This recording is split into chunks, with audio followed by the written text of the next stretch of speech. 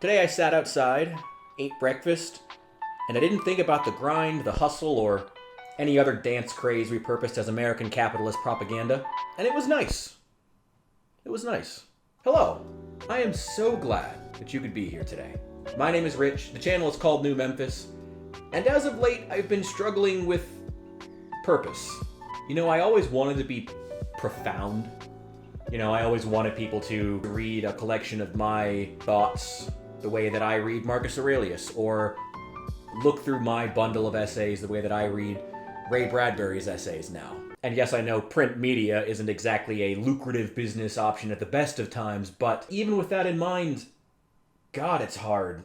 But conveniently, I recently found a really worthwhile quote from both of those men that's helped me a lot. We should remember that even nature's inadvertence has its own charm, its own attractiveness. The way loaves of bread split open on top of the oven, the ridges are just byproducts of the baking, and yet pleasing somehow. They rouse our appetite without our knowing why. Or how ripe figs begin to burst, and olives on the point of falling, the shadow of decay gives them a peculiar beauty. Ever since I read that, I have been obsessed with that concept of nature's inadvertence. The beauty that can only come with an object unposed, unfiltered, accidental in a sense, in a way, but purposefully so. How do you make something with natural beauty? How do you capture that?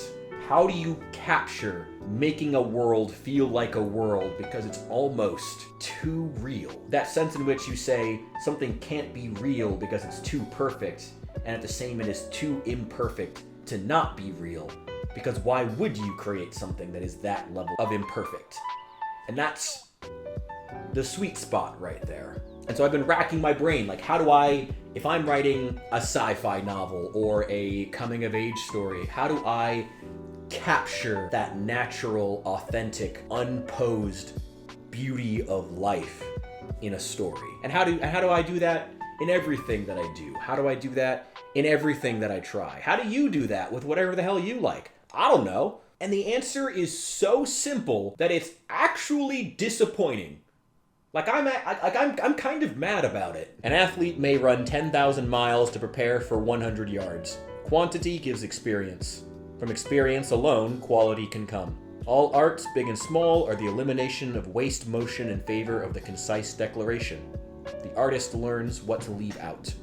So off I go, I suppose. Perhaps if I write every single day, I can one day create something with all the natural beauty of a split-top loaf of bread. That is the ultimate goal here. And just, like, hope the money comes. And just hope it happens. I want to devote myself to being a writer, at creating stories that capture people, creating worlds. If I want young men to someday read what I've written and look for the same truths that I look for in Ray Bradbury's stuff, I guess there's nothing to do but write. But write and live.